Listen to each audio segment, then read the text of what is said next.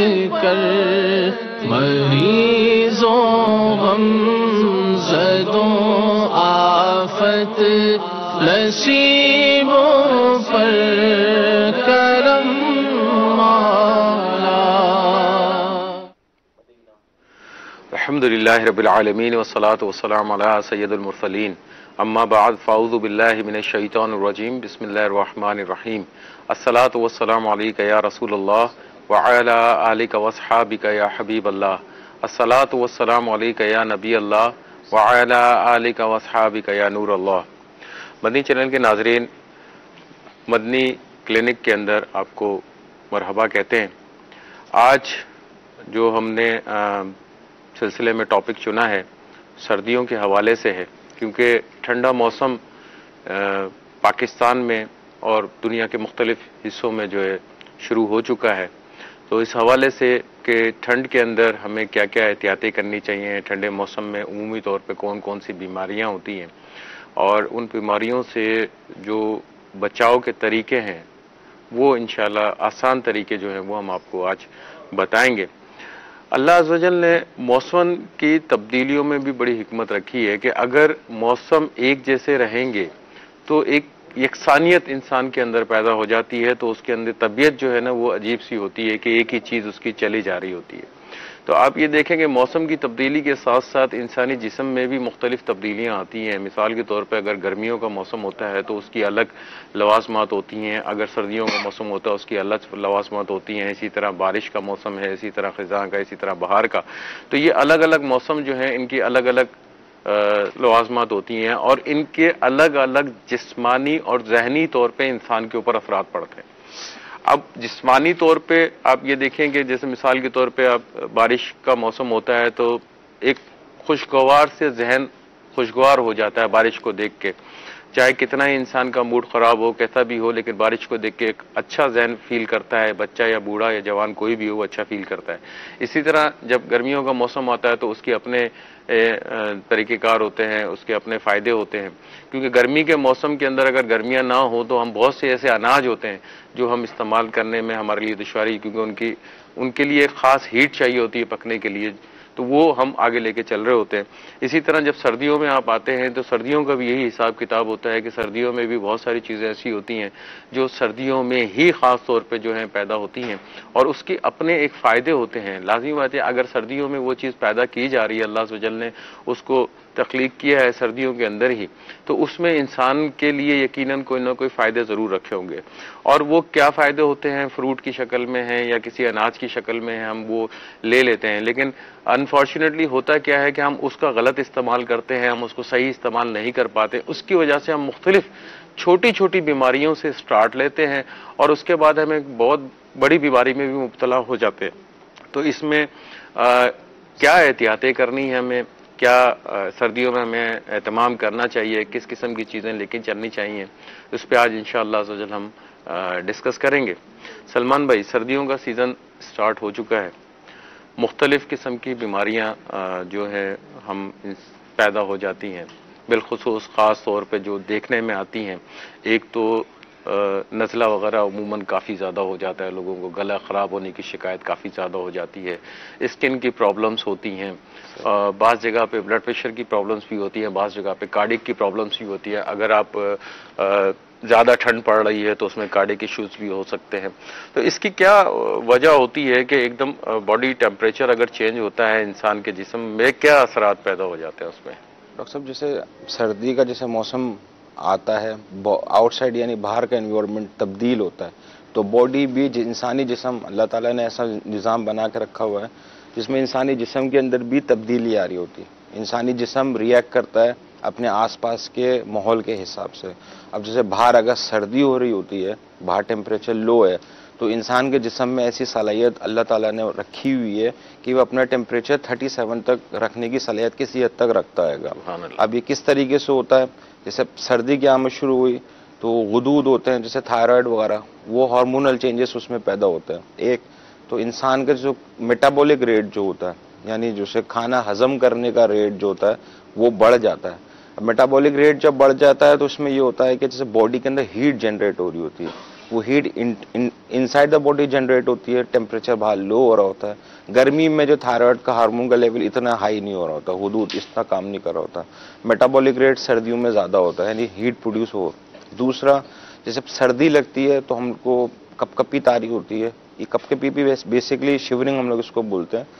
इसमें मसल्स की कॉन्ट्रैक्शन हो रही होती है। जब मसल्स कॉन्ट्रैक्ट करते हैं तो इससे भी हीट प्रोड्यूस हो रही होती है। जिनको सर्दी लग रही होती है, बेसिकली ये बॉडी का, इंसानी जिस्म का प्रोटेक्टिव मैकेनिज्म है कि इंसान के जिस्म के अंदर हीट निकले, वो हीट इसको बाहर वाली हीट से कंपनसेट कर सके। माशाल्लाह, ये आपने बड़ा अच्छा इसमें बताया है। इसमें अब जैसे अगर हम इसको एक समराइज कर लेते हैं कि इंसानी जिस्म जो है बेसिकली अपने जो सेंट्रल सिस्टम होता है उसको एक जगह पे यकजा कर लेता है, तो अंदर जो गरमाइश पैदा करने की सलाहियत है, सर्कुलेशन बहाव में भी तब्दीली आती है, सर्कुलेशन वगैरह जो है उसके हिसाब से, क्योंकि अंदर का टेम्परेचर, उसको बॉडी के अंदर का टेम्परेचर मेंटेन करना होता है, तो वो उसको एक जगह पे लगता है। इसलिए आपने देखा होगा कि पेरिफेरीज जो आपके हाथ हैं, पैर हैं, चेहरा है, नाक है, कान है, लो है कान की, ये पेरिफेरीज कहलाती है ना, ये बिल्कुल कोने के हिस्से जो होते हैं। यहाँ पे ठंड बहुत ज्यादा इंसान को लग रही है, तो उसकी रीजन यही होती है कि इन हिस्सों पे इसलिए ज्यादा ठंड लग रही होती है कि वो जो सर्कुलेशन है वो बजाय इसके कि आपके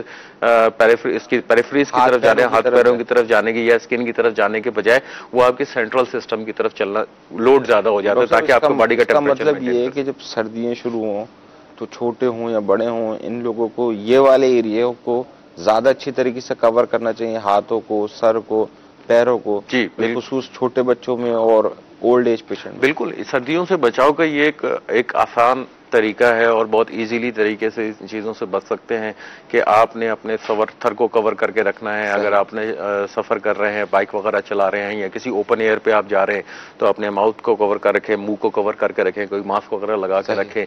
इसी तरह आप कोई ठंडी चीज का इस्तेमाल ना करें, इसी तरह आप कोई ऐसी चीज का इस्तेमाल ना करें जो आपका गला खराब करने में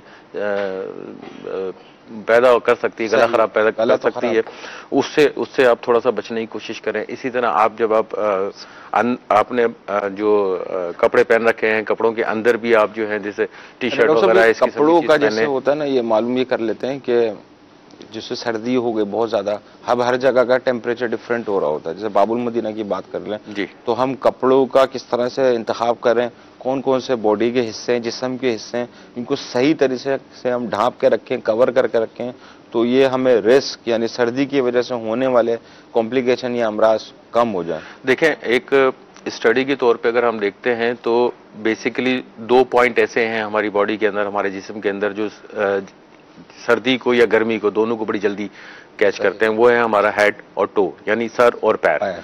2 बड़ी इंपॉर्टेंट चीजें होती हैं कि आपका पैर खुले हुए होते हैं तब भी सर्दी बहुत ज्यादा लग रही होती है, और अगर सर खुला हुआ होता है तब भी बहुत ज्यादा सर्दी लग रही होती है आपको।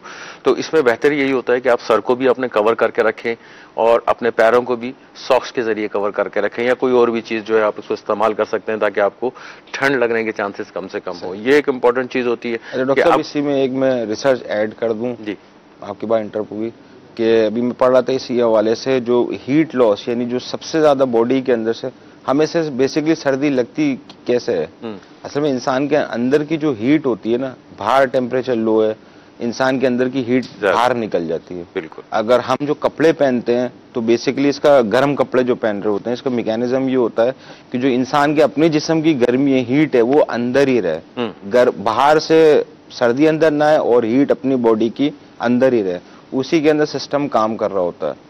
तो 80% जो बॉडी की जो हीट जाया होती है सर्दियों के अंदर, वो सर के थ्रू होती है, सर के जरिए। और अगर हम सर को अपने कवर करके रखें, अगर इमामा शरीफ सजा के रखें, टोपी भी पहन के रखें, तो सर्दियों के अंदर ये बहुत लाइकली चांसेस हैं कि आपको ये सर्दी के हवाले से कवरिंग मिल जाए। बिल्कुल सही फरमाया आपने कि इसमें बहुत ज़्यादा बचत हो जाती है।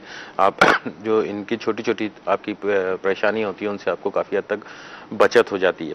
अच्छा, इसमें एक चीज़ ये भी पैदा होती है सलमान भाई के सर्दियों में उमूमी तौर पे देखें जो जिन छोटी छोटी बीमारियों को हमने अभी तस्करा किया, तो वो दो तरीकों से होती हैं बेसिकली, एक होती है वायरल और एक होती है बैक्टीरियल। डॉक्टर साहब इसमें एक चीज क्लियर कर लें कि सर्दियां आती है तो वायरल होता है या वायरल अपनी जगह इन्फेक्शन होता है? देखिए वायरल तो वायरल है, वो तो आपको उमूमी तौर पर रहता ही रहता है ना, आपको मतलब परसिस्टेंटली कभी भी हो सकता है, लेकिन आपका बढ़ जाता है, इसका रेशियो बढ़ जाता है। रीजन क्यों बढ़ जाता है? देखिए वही है केयरलेसनेस जो होती है ना, कि आप उसकी हिफाजत नहीं कर सकते, आप केयर नहीं कर सकते। अब एक छोटी सी मिसाल मैं आपको देता हूँ। आप जब आप कमरे में बैठे हुए होते हैं, कमरे की खिड़कियां वगैरह आपने बंद कर रखी हैं, कर्टन वगैरह लगा रखे हैं आपने, और किसी को घर में खुदा ना खास्ता फ्लू हुआ है, तो वो उस कमरे में भी बैठा हुआ है, ठीक है। अब कोई स्नीजिंग होती है, छींक वगैरह आती है, तो जरासीम वगैरह जो है वो उस फजा में या डॉक्टर साहब ये तकिया भी इस्तेमाल कर रहे हैं, तौलिया भी इस्तेमाल कर रहे हैं, बलगम भी निकल रहा है, ये इसकी वजह से भी फैल जाएगा? बिल्कुल, ये इसमें होता है, इसमें काफी हद तक चांसेस होते हैं कि ये जरासीम जो है ना लग सकते हैं। इनमें एहतियात करनी चाहिए थोड़ी सी। और जब ये जरासीम होते हैं बेसिकली जो क्लोज्ड एरिया होते हैं, जो जहाँ पे थोड़ी सी ठंड होती है, क्योंकि अंदर कमरे के अंदर एज कम्पेयर टू बाहर के आपको जरा ठंड ज्यादा मिलती है। बाहर ओपन एरिया होता है, ठंड वहां पे भी ज्यादा होती है, लेकिन वो ओपन एरिया होती है इसलिए वहां पे डिस्पर्स हो जाते हैं, फैल जाती है चीज। लेकिन कमरे के एरिया, क्योंकि एक आपका कमरे का एरिया हदूद अरबा बहुत छोटा सा होता है, तो उसी कमरे के अंदर अगर 3, 4, 5, 6 लोग होंगे या 4 लोग होंगे या 2 लोग होंगे, तो उनमें बहुत ज्यादा चांसेस होते हैं कि वो इसको कैरी करते हैं, उसको दोबारा इसके चांसेस हो जाते हैं। तो इसी वजह से जब भी आप कमरे में हो तो कोशिश करें कि जैसे आप कमरे से अगर बाहर निकल रहे हो तो उसको दरवाजे वगैरह या खिड़की वगैरह जो भी है उसको खोल दें, ताकि फ्रेश एयर अंदर आ जाए, कमरे के अंदर आ जाए, तो वो जो माहौल है वो काफी हद तक क्लियर हो जाता है। डॉक्टर साहब इसमें एक चीज इस पे भी तवज्जो लेनी थी कि जैसे गर्मी होती है तो फिर सर्दी आ रही होती है, तो सर्दी के कपड़े अपने अलग होते हैं, उसके भी ब्लैंकेट अलग होते हैं, लिहाफ भी अलग होते हैं, तो इनको क्या जैसे पिछले साल इस्तेमाल किए थे तो अब क्या दोबारा निकाल के इस्तेमाल कर लें? देखें उसका तरीका होता है, इसको भी कुछ तरीका है? बिल्कुल उसका भी तरीका होता है। आजकल मुझे नहीं पता कि ट्रेंड है या नहीं है, लेकिन जब हम छोटे होते तो हम अपने बुजुर्गों को देखते थे कि अगर वो पुराने उन्होंने लिहाफ वगैरह रखे हुए तो उनको बाकायदा सर्दी आने से कुछ अर्से पहले निकालते थे, उनको बाकायदा खोला जाता था। जी। खोलने के बाद उसकी सफाई करवाई जाती थी, धुलाई कराई जाती थी, अगर उसमें कुछ भरना है, रुई वगैरह भरनी है तो उसको रिफ्रेश करवाया जाता था, उसके बाद यूज किया जाता था। आजकल ये होता है कि उसके जो, क्योंकि आजकल लिहाफ का ट्रेंड जरा कम हो गया है, कंबल वगैरह ज्यादा यूज करते हैं या कोई मोटी चादर वगैरह या कोई किस्म की चीजें जो है। डॉक्टर साहब ये जैकेट वगैरह भी पुराने रखे हुए होते हैं तो बगैर धुले हुए इस्तेमाल कर लेते हैं, इसके क्या स्किन की एलर्जी वगैरह के भी चांसेस होते हैं? बिल्कुल चांसेस होते हैं, एहतियात करनी चाहिए, क्योंकि आप उसको अगर यूज कर लेंगे तो हो सकता है कोई माइट्स वगैरह उसके अंदर डेवलप हो गए हो, कोई ऐसे जरासीम डेवलप हो गए जो आपकी स्किन के लिए नुकसानदेह साबित हो। तो बेहतर ये है कि आप एक दफा उसको क्लीन करवा लें, सफाई करवा लें।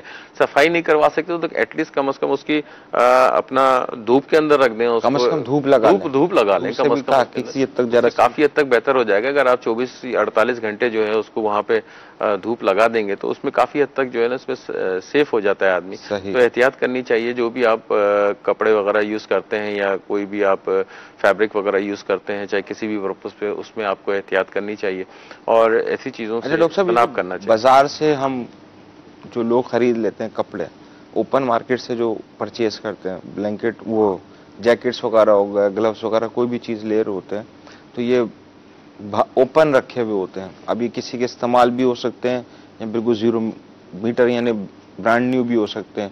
तो क्या ऐसे कपड़ों को भी लेके रिफ्रेश करवाना, साफ करके अच्छी तरीके से? देखें जो यूजुअली इस्तेमाल शुदा लोग, क्योंकि जो बेचारे नहीं ओपन मार्केट के हैं, जो मार्केट के अंदर भी जो रखे यूज अगर करते हैं तो जरूरी नहीं है डॉक्टर साहब जो मार्केट के अंदर रखे हुए वो बिल्कुल ही फ्रेश हो। नहीं, हर नई चीज ली हुई इन्फेक्टेड तो हो सकती है, बिल्कुल हो सकती है, लेकिन जो चीज आप एक ब्रांडेड चीज लेते हैं, अच्छी कंपनी की चीज लेते हैं, तो उसमें थोड़ा सा आपको फेथ करना पड़ रहा होता है कि वो एक प्रोसेस के जरिए होके आ रही होती है। लेकिन अगर कोई ऐसी चीज आप ले रहे होते हैं जिसमें आपको थोड़ा सा डाउट होता है तो उसमें एहतियात कर लेनी चाहिए, घर आके आप उसको वॉश कर लें। डॉक्टर साहब कुछ ऐसी बीमारियां होती हैं जैसे कम्युनिकेबल डिजीज जिनको बोल रहे होते हैं, जैसे कोई ऐसा पेशेंट है जिसको टीबी थी, कोई ऐसा कोई और किस्म के पेशेंट होते हैं, वो किसी ने कभी वो कपड़े इस्तेमाल किए हों, फिर वो मार्केट में अवेलेबल हो गए, वो भी भले फ्रेश हो गए भी आपको मिल गए, वो जरासीम तो अपनी जगह वहीं रहेंगे, इन्फेक्टेड होने का तो चांस है आपका। देखें अगर वो सही तरीके से आप उसको एक तरह से अपनी जबान में, मेडिकल लैंग्वेज में स्टरलाइज जिसको कहते हैं, स्टरलाइजेशन, और अगर हम उसको कहेंगे जरासीम उसके खत्म कर दी जाए, वो किसी हद तक खत्म कर दी जाए, वो आप धुलाई के जरिए खत्म कर सकते हैं, कोई डिटर्जेंट वगैरह यूज करके उसको खत्म कर सकते हैं, कोई केमिकल्स वगैरह। अब जैसे मार्केट से लेते फौरन ना पे इस्तेमाल कर लिए जाए। हाँ, उसमें एहतियात करनी चाहिए। बिल्कुल। सब कुछ कॉल्स हैं वो ले लेते हैं, कॉल सुना दीजिए। आशिक हुसैन अताई सर, बहावल नगर से। डॉक्टर से मेरा ये सवाल था कि खांसी का इलाज को बता दीजिएगा सर। एक और कॉल दीजिए। जवेद अतारी, बहावल नगर, जिला बहावल नगर से बात कर रहा हूँ सर। सवाल ये है कि मेरे जो है ना वो एलर्जी हो जाती है, जिसम पे ददरियां जैसे बनती है, इस तरह की, तो दवाई है वो भी बता दें इंशाल्लाह। जब एक और कॉल दीजिए। मेरे ना पाँव के तलवे जो हैं, तलवे के दरमियान में दर्द होता है, जैसे पट्टे का खिंचाव महसूस है। मतलब जब पंजे पर वजन डालता हूँ ना नमाज के लिए, जब सजदा करके जब खड़े होते हैं तो पंजे पर खड़ा नहीं हुआ जाता। तलवे के दरमियान वाले हिस्से में ना गोश्त में खिंचाव सा, दर्द सा फील होता है। तो इसकी वजह क्या है और इसका हल क्या है? इंशाअल्लाह। जी डॉक्टर साहब, ये अभी 3 कॉल इन्होंने जो पहले हमारे कॉलर थे उन्होंने कहा था खांसी उनको रहती है, उसका इलाज है। अब खांसी की वजूहत क्या है, पहले तो ये देखनी पड़ेगी कि आया खांसी हो क्यों रही है। खांसी की बहुत सारी वजूहत होती हैं और उसी वजूहत को ट्रीटमेंट किया जाता है। अगर आपको पुरानी खांसी है और साथ में बलगम भी आता है तो आपको चेस्ट के हवाले से जो है इसको वर्कअप करना पड़ेगा कि सीने में कोई प्रॉब्लम तो नहीं है जिसकी वजह से प्रॉब्लम।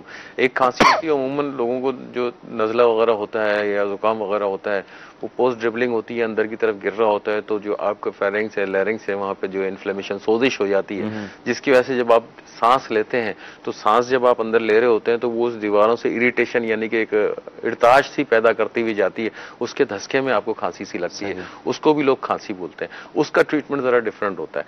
तो इन इस्लामी भाई ने जिन्होंने कॉल की थी, इस मैटर के, ये अपने डॉक्टर से रुजू कर लें ताकि उसकी रीजन पता चले कि बेसिकली खांसी है किस किस्म की, फिर उसी हिसाब से दवा की जाए। दोनों सूरतों में ट्रीटेबल है, इलाज किया जा सकता है, लेकिन जब तक आप उसकी कॉज पे नहीं पता चलेगा, उसके रूट का नहीं पता चलेगा, जब तक उसका ट्रीटमेंट बेकार है। डॉक्टर साहब, इसी हवाले से खांसी की अमूमी क्लिनिकली तो 2 किस्म होते हैं ना, प्रोडक्टिव कफ, नॉन प्रोडक्टिव। जैसे बलगम आ रहा है और एक खुश।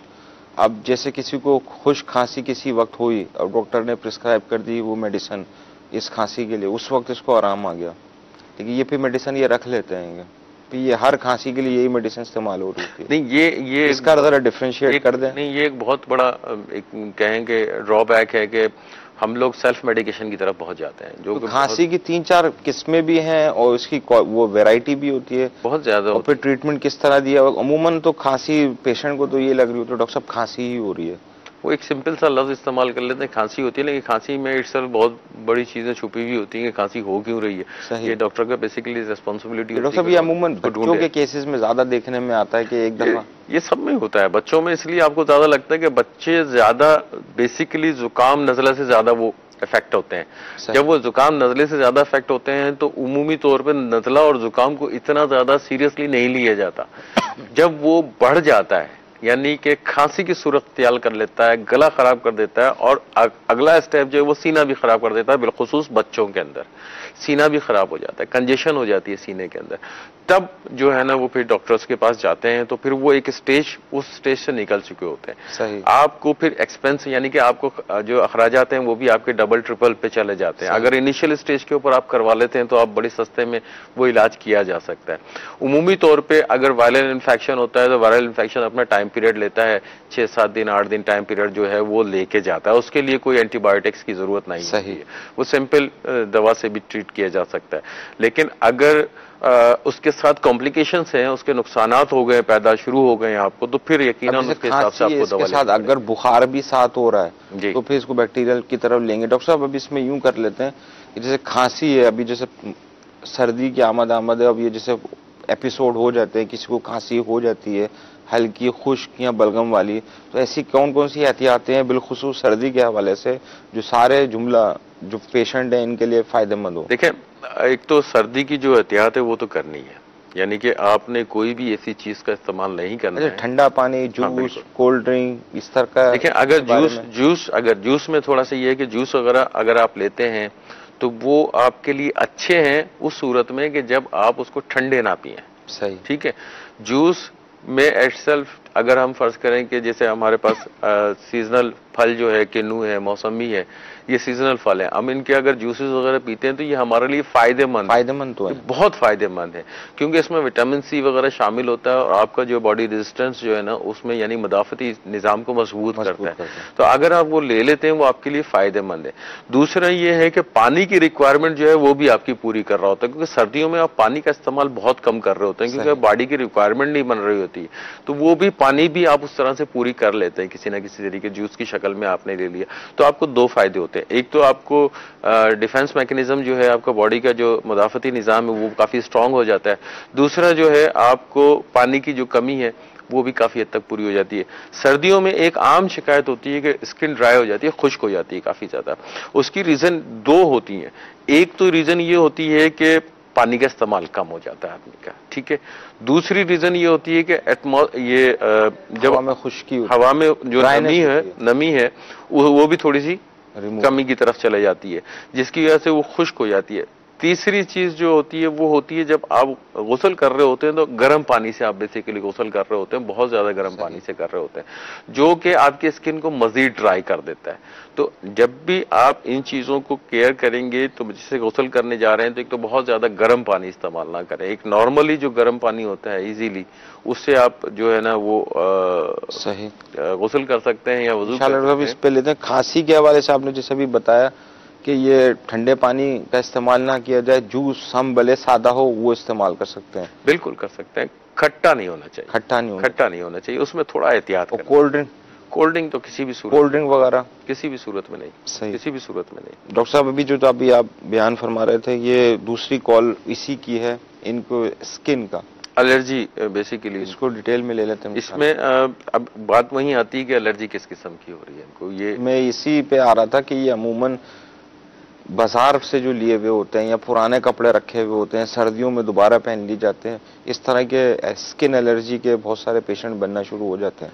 नहीं, बिल्कुल हो जाते हैं इसमें। और एक मेन वजह जो ठंडे मौसम में बनती है ना वो यही बनती है कि आपकी ड्राइनेस हो जाती है, स्किन पे ड्राइनेस हो जाती है। और अगर जरा सा भी आपका जो एलर्जी का एलिमेंट होता है आपके स्किन के ऊपर तो वो एग्रीवेट कर जाता है, बढ़ जाता है। यानी कि एक तो वो ऑलरेडी आपका वो जो माइट्स वगैरह हैं, जो भी जरासीम आपकी जिल्द के ऊपर मौजूद है, वो प्लस खुश्की, सही, दोनों मिला के आपकी जो तकलीफ है, जो खारिश है, उसको बढ़ावा दे देते हैं। इसका सिंपल आसान तरीका ये है कि स्किन को अपने खुश्क ना होने दें, कोई भी मॉइस्चराइजिंग चीज जो है ना वो आप लगा के रखें, स्किन को तर करके रखें, क्रीम वगैरह लगा के रखें, इस किस्म की जगह स्किन आपकी तर रहे, खुश्क नहीं होनी चाहिए।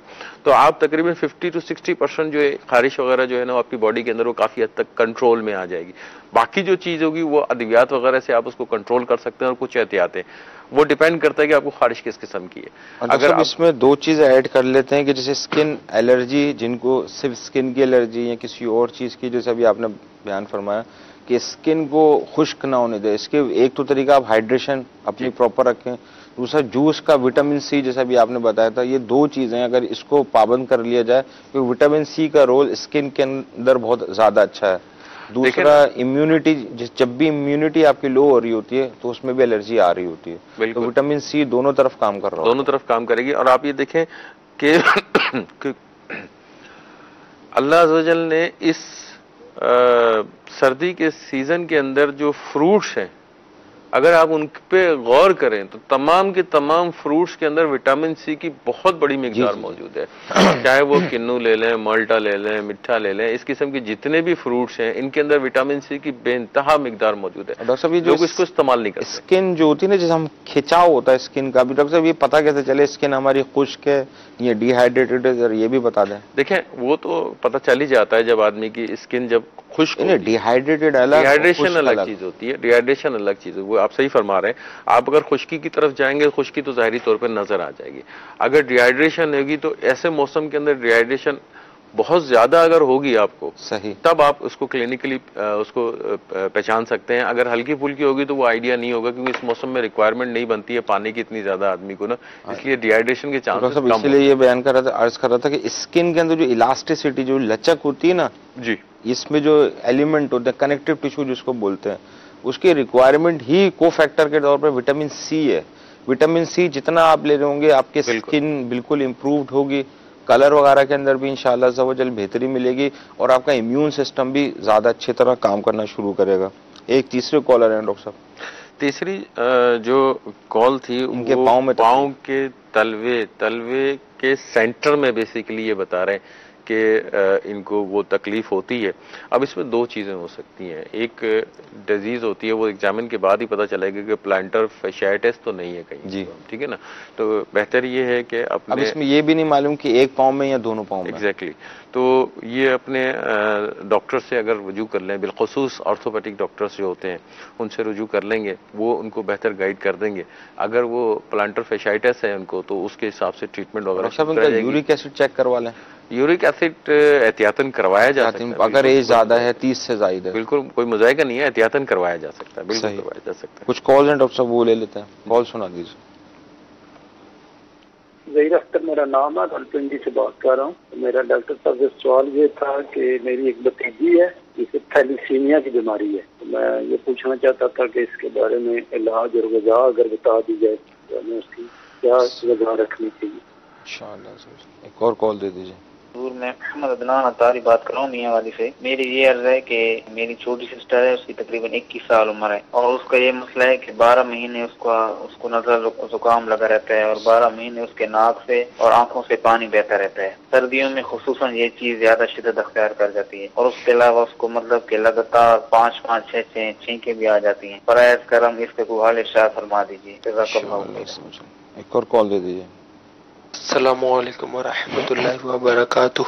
वालेकुम अस्सलाम वरहमतुल्लाहि वबरकातुह। डॉक्टर साहब से सवाल है, मेरे जॉइंट में घुटना से आवाज आता है, जॉइंट से आवाज आता है, कमर हो गया और ये शोल्डर से जॉइंट से आवाज आता है। मेरा एज 25 हो रहा है, इलाज बता दें, जज़ाकल्लाह खैर। एक और कॉल दे दिए। अस्सलामु अलैकुम वरहमतुल्लाहि वबरकातुह। वालेकुम अस्सलाम वरहमतुल्लाहि वबरकातुह। मैं अकबर अत्तारी हिंद यूपी से अर्ज कर रहा हूँ। मेरा मदनी क्लिनिक में डॉक्टर साहब से ये सवाल अर्ज है, सर्दियों में मेरे हाथों की हथेलियाँ बहुत ज्यादा फटती हैं, यानी एक कट जो मतलब होता है उसमें अगर 2-3 दिन अगर वेसलिन या तेल वगैरह न लगाऊं तो यहाँ तक के खून तक निकल आता है। तो बराए मेहरबानी इसका कोई इलाज बताएं। अस्सलामु अलैकुम वरहमतुल्लाहि वबरकातुह। वालेकुम अस्सलाम वरहमतुल्लाहि वबरकातुह।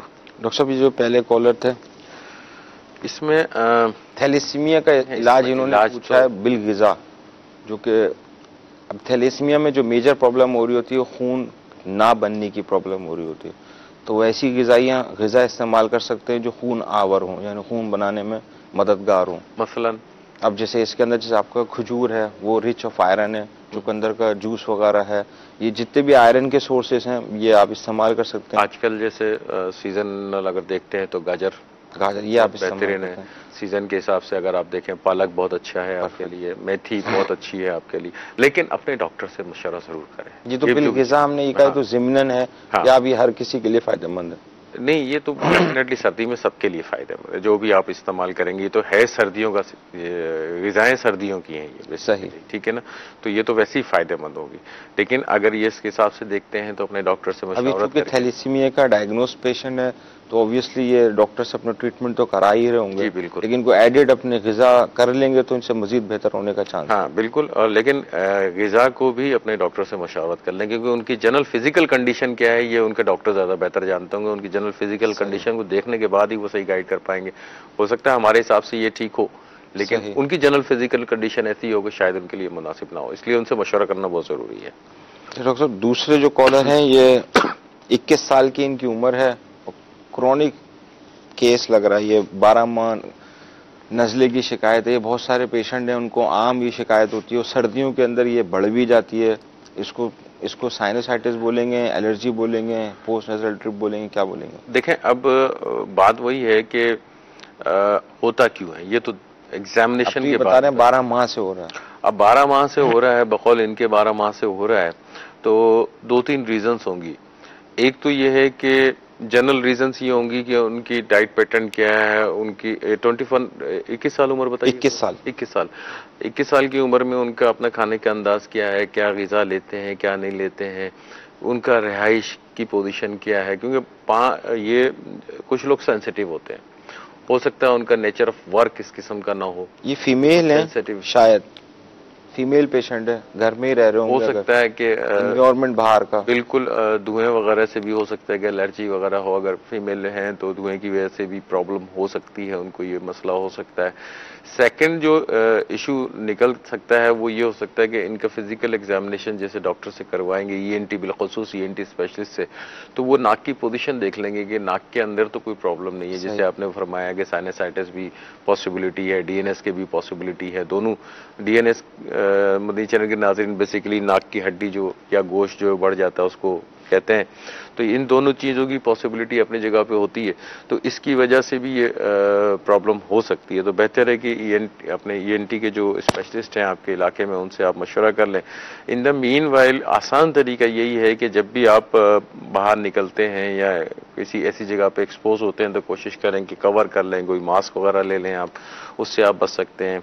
अच्छा डॉक्टर साहब, ये जैसे इस तरह के जो पेशेंट है जिनको क्रोनिक यानी मुस्तकिल मसला आ रहा है, नज़ले का आ रहा है, छींके भी इनके एपिसोड हैं और सर्दियों में ये बढ़ जाता है, तो ऐसे मरीजों का स्टीम लेना कैसा है?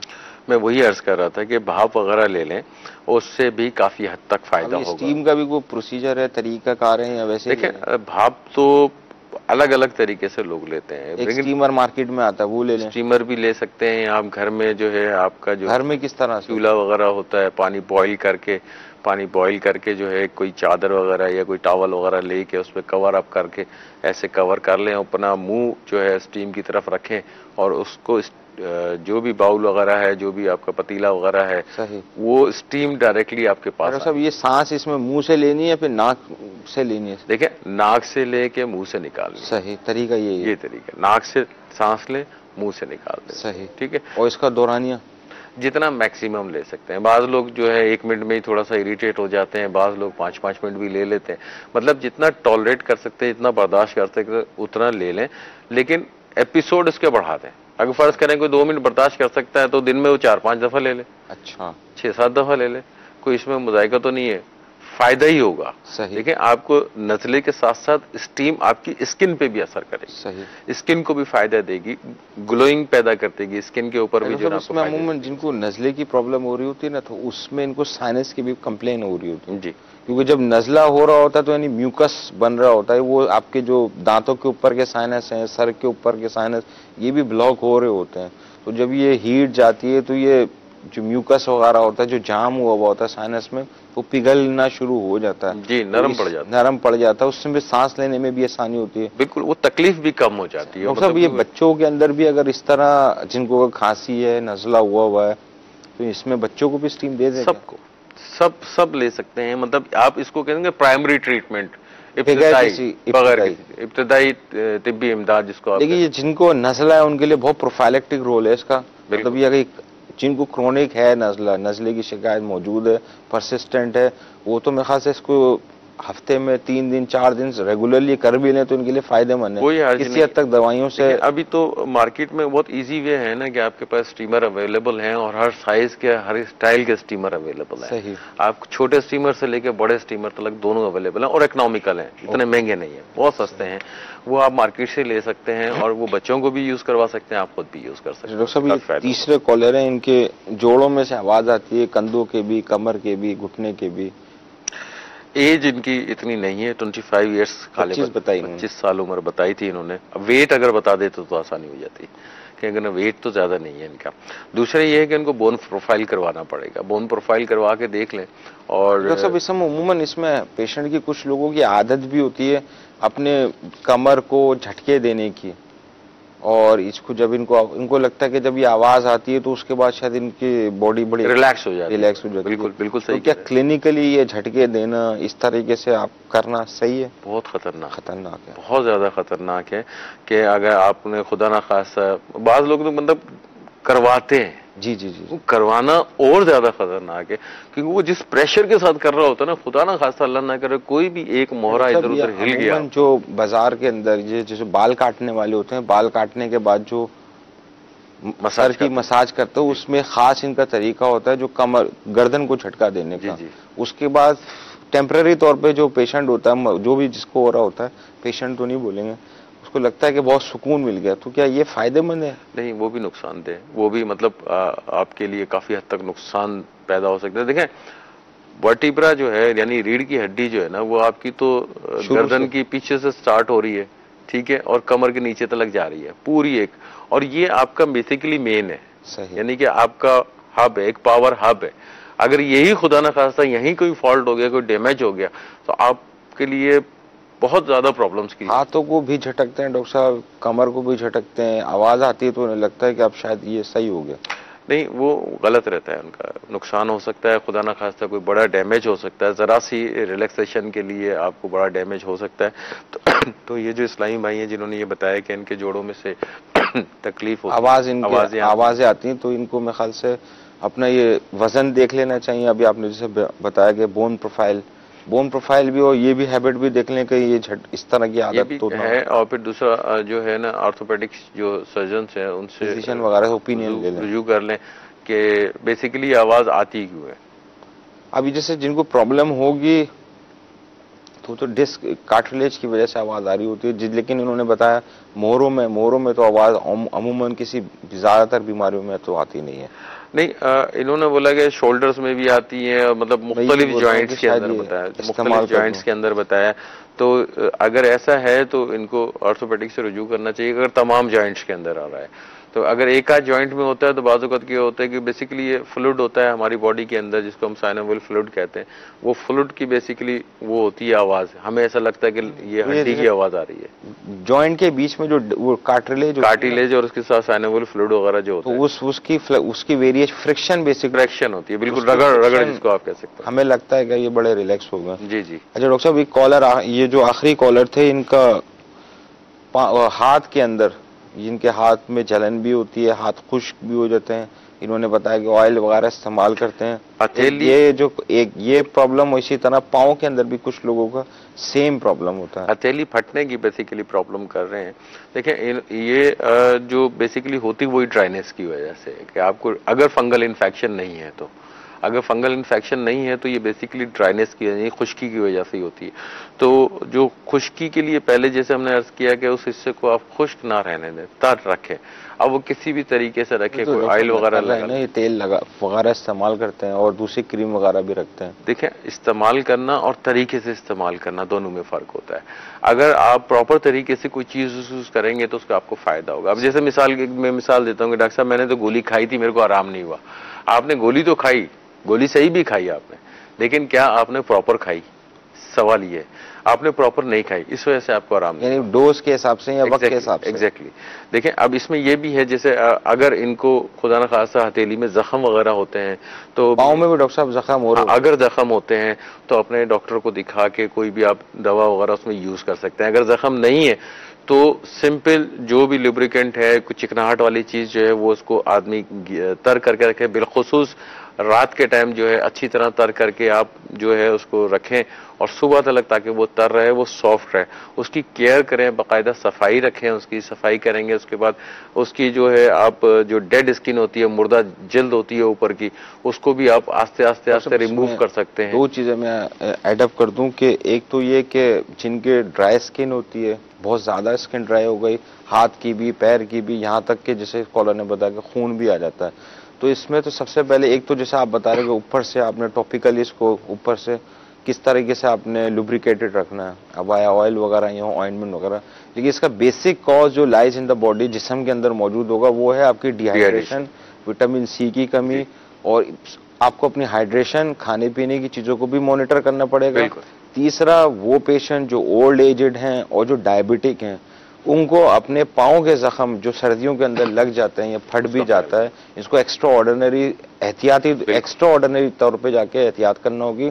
बल्कि कोशिश करें तो अपना पाँव जो डायबिटिक हैं अपने हमेशा कवर ही रखें सर्दियों के मौसम में, क्योंकि ब्लीड हो जाता है, रप्चर्ड होता है या कोई जख्म आ जाता है, डायबिटिक पेशेंट के लिए ये जख्म बहुत देर बाद हील हो रहा होता है। बिल्कुल सही कहा आपने और अच्छी तवज्जो दिलाई है आपने कि बिलखुसूस जो शुगर के मरीज हैं, अगर खुदा न खास्ता उनके साथ ये आजमाइश का सिलसिला है तो वो ज्यादा उसकी केयर करें, एहतियात करें कि इसमें बड़ा नुकसान होने का अंदेशा। मजीद कुछ कॉलर और भी हैं, और ले लेते हैं कॉल सुना दीजिए। अस्सलामु अलैकुम रहमतुल्लाहि व बरकातुहू। वालेकुम अस्सलाम व रहमतुल्लाहि व बरकातुहू। माशा अल्लाह, मरहबा। बड़ा ही प्यारा सिलसिला मदनी क्लिनिक है। डॉक्टर साहब से मेरा ये सवाल है कि डॉक्टर साहब, बाज़ हज़रात को देखा जाता है कि उनका एक हाथ और एक पैर ठंडा होता है और एक हाथ और एक पैर यानी आधा शरीर गर्म होता है और आधा शरीर ठंडा होता है। एक हाथ एक पैर ठंडा और एक हाथ एक पैर गर्म होता है। तो ये क्या इस तरह से होना सही है और ये होता किस वजह से? और ये भी एक सवाल ये भी है कि डॉक्टर साहब, हम सर्दी में कान के जरिए से हमें कानों के जरिए से हवा जो पहुंचती है, तो इससे कैसे बचा जा सके और क्या ये हमें ज्यादा असर करती है हमारे जिस्म को? इंशाल्लाह। एक और कॉल दे दीजिए। जी, मेरा नाम जावेद अहमद है। मैं मूसालिन लियारी से बात कर रहा हूँ। मेरा मसला ये, मेरा बच्चा जो है उसकी 15 महीने और उसका वजन 7 किलो है। उसका वेट नहीं बढ़ता और सीना उसका बिल्कुल जाम रहता है। डॉक्टर कहते हैं कि उसके मैदे में जख्म है। तो अज़राए करम मुझे इसका जवाब इनायत फरमाएं। एक और कॉल दे दीजिए। मैं मोहम्मद उस्मान अत्तारी शकरगाह से बात कर रहा हूँ। ये मदनी क्लिनिक है कि पैरों की उंगलियों में खारिश और गल जाती हैं, इसके बारे में डॉक्टर साहब से कोई मशवरा है या कोई मुफ्ती? एक और कॉल दे दीजिए। अस्सलामु अलैकुम रहमतुल्लाहि व बरकातुहू। वालेकुम अस्सलाम वालेकुम अस्सलाम व रहमतुल्लाहि व मोहम्मद बरकातुहू। बुरहान अत्तारी हिंद के शहर जमशेदपुर से बात कर रहा हूँ। मेरा सवाल ये है कि ठंड में जो मेरा गला 1 महीने से ज्यादा बैठ गया, आवाज निकलने मतलब बहुत तकलीफ से आवाज निकल रही है। तो इसके बारे में कुछ मदनी फूल अदा करें, गला कैसे आवाज पतली करें। अस्सलाम वालेकुम रहमतुल्लाहि व बरकातुहू। वालेकुम अस्सलाम व रहमतुल्लाहि व बरकातुहू। एक और कॉल दे दीजिए। मदनी चैनल से ये पूछना चाहेंगे, हमारी वाइफ है, उनको मतलब ये 2-4 माह से जो है ना चक्कर आते रहते हैं, चारपाई पे बैठे हुए भी और चलते फिरते भी। इसका कोई मदनी इलाज हो तो बताइएगा इंशाअल्लाह। डॉक्टर साहब, पहले कॉलर हैं, इनका सवाल, पहला सवाल तो ये है कि कुछ लोगों में इनको महसूस होता है कि सलमान भाई नीरो का है, अगर इस पे आप थोड़ी सी रोशनी डालें। ये बेसिकली इस तरह की इंडिकेशन कंडीशन डिफरेंट होती है बॉडी में। इस तरह कमी होता है कि एक साइड आपकी ठंडी हो और एक साइड गर्म हो रही हो, तो डिफरेंट बीमारियां होती है। लेकिन उसके अंदर कोई पैथोलॉजी भी मौजूद होती है, हाथ पैर का भी प्रॉब्लम होती है, ALS की कुछ बीमारियां उसके अंदर ऐसा हो सकता है। तो लेकिन डिप्रेशन भी होता है, उसमें झटके की भी शिकायत मिल रही होती है। खाली सिर्फ यही नहीं होता कि एक साइड ठंडी और एक साइड गर्म। अब उनके हाथ पैर के महसूस करने की भी सलाहियत वो भी डिस्टर्ब हो रही होती है अगर वो बीमारियां हो तो। अमूमी तौर पे ऐसा नहीं होता है। उमूमी तौर पे नहीं होता है, बिल्कुल सही कहा आपने। लेकिन अगर कोई पैथोलॉजिकल कोई ऐसी डिजीज डिफरेंट और फाइंडिंग भी, इसके अलावा और फाइंडिंग दूसरी अलामत भी यकीनन उनमें मौजूद होंगी, तो बेहतर है जो भी इस्लामी भाई की ये शिकायत है वो अपने न्यूरो फिजिशियन जो हैं उनसे रब्ता कर लें। वो आपको बेहतर गाइड कर देंगे कि वजह क्या है। कोई अंदरूनी तौर पे कोई खुदा न खास्ता कोई ऐसी तकलीफ तो नहीं है जिसकी वजह से ये आजमाइश का सामना करना पड़ रहा है। दूसरी जो कॉल थी वो थी हमारे पास के डॉक्टर साहब, ये बड़ी इम्पोर्टेंट कॉल है और ये आम कंप्लेन है। और ये इस तरह की कंप्लेन के कॉलर जो होंगे ना, इनके लिए वो फायदेमंद होगी कि इनका वजन भी नहीं बढ़ रहा है, सीना भी इनका खराब है, यानी परसिस्टेंट या क्रोनिक केस हुआ हुआ। 15 महीने का बच्चा है, कमोबेश 1.5 साल का, सही, और 7 kg वजन है। 7 kg वजन बच्चे का 15 महीने में इतना कम नहीं है। डेफिनेटली थोड़ा सा कम जरूर है, लेकिन इतना कम नहीं है कि जिसमें आदमी को परेशान होने लगे, क्योंकि ये अभी बेसिकली ग्रोइंग स्टेज है। ये ग्रोइंग स्टेज है, ये वक्त के साथ साथ कवर अप हो जाएगी, कोई ऐसा मसला नहीं है। मेन इशू जो है ना वो है सीना कंजेशन जो हो रही है, सीना जो हो रहा है इनको खराब जो हो रहा है, वो असल में प्रॉब्लम है। अब वो सीना 15 महीने का बच्चा है, लाज़िमी बात है खाने पीने का उसको तो इतना ख्याल नहीं होगा।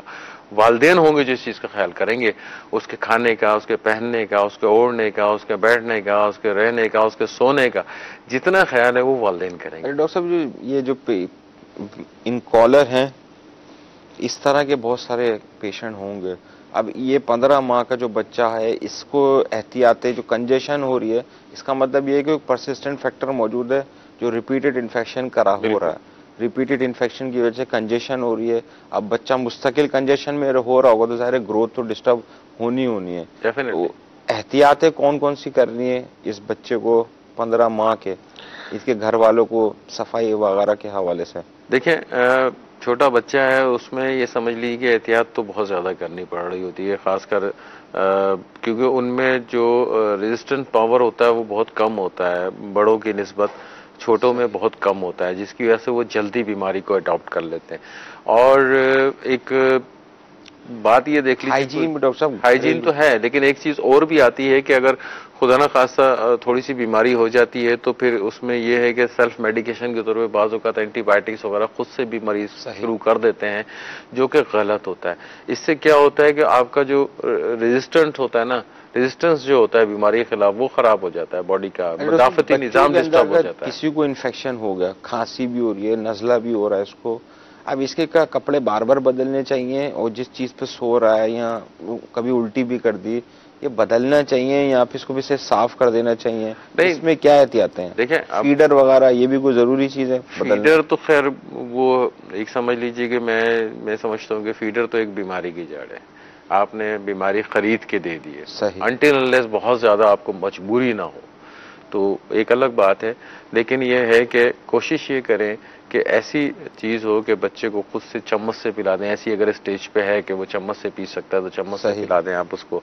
अगर जैसे अब ये 15 माह का बच्चा है तो 15 माह का बच्चा जो आराम से जो है ना वो पी सकता है, गिलास में या किसी चीज में, कप वगैरह के अंदर वो चीज पी सकता है, कोई मसला नहीं, आप उससे दे सकते हैं।